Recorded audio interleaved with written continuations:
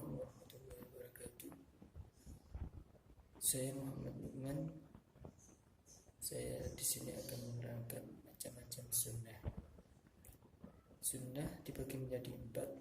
1. Sunnah qauliyah, 2. Sunnah fi'liyah, 3. Sunnah takririyah, 4. Sunnah hamiyah. Yang pertama yaitu sunnah qauliyah. Sunnah qauliyah ialah sunnah yang bentuk perkataan atau ucapan yang didasarkan pada Nabi SAW, berisi tuntutan dan petunjuk syarat, peristiwa atau kisah-kisah yang berkenaan dengan aspek akidah maupun akhlak. Dilihat dari tingkatannya, sunnah qauliyah menempati urutan pertama, yang berarti kualitasnya lebih tinggi dari kualitas sunnah fi'liyah maupun takririyah. Contoh hadis tentang belajar dan mengajarkan Al-Quran. Dari Utsman radhiyallahu anhu, dari Nabi SAW, beliau bersabda, orang yang paling baik di antara kalian adalah orang yang belajar Al-Quran dan mengamalkannya. Hadis riwayat Al-Bukhari. Yang kedua adalah sunnah fi'liyah. Sunnah fi'liyah ialah segala perbuatan yang disandarkan kepada Nabi SAW.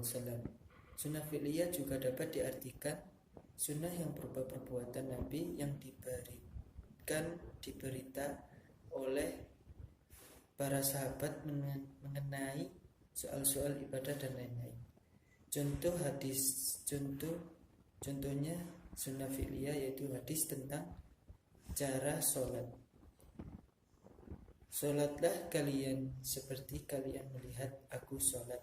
Hadis riwayat Al-Bukhari. Yang ketiga yaitu sunnah takririyah. Sunnah yang berupa ketetapan Nabi SAW, apa yang datang dan diralukan pada para sahabat, yang berupa penetapan terhadap perbuatan sahabat yang diketahui Nabi tanpa ada menegur atau melarangnya, tanpa memberikan penegasan apakah beliau membenarkan atau menyalahkannya. Seperti hadis tentang daging zab atau sejenis biawak.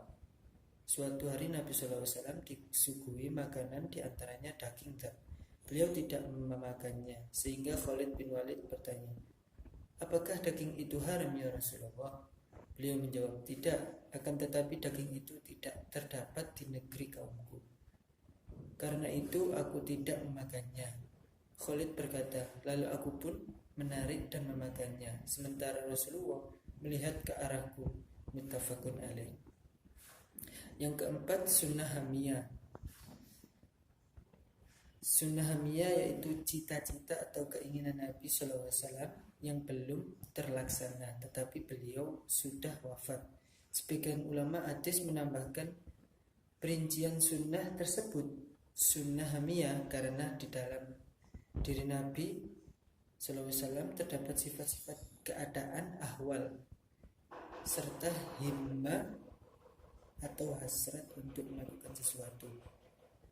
Juga mengenai sifat jasmaniyah beliau yang dilukiskan oleh sahabat Anas radhiyallahu anhu sebagai berikut. Dari Rabi'ah bin Abu Abdurrahman berkata, aku mendengar Anas bin Malik RA sedang menceritakan sifat-sifat Nabi SAW. Katanya beliau adalah seorang laki-laki dari suatu kaum yang tidak tinggi dan juga tidak pendek kulitnya, terang, tidak terlalu putih dan tidak pula terlalu kecoklatan. Rambut beliau tidak terlalu keriting dan tidak terlalu lurus. Rawahu, hadis riwayat Bukhari. Sekian dari saya. Wassalamualaikum warahmatullahi wabarakatuh.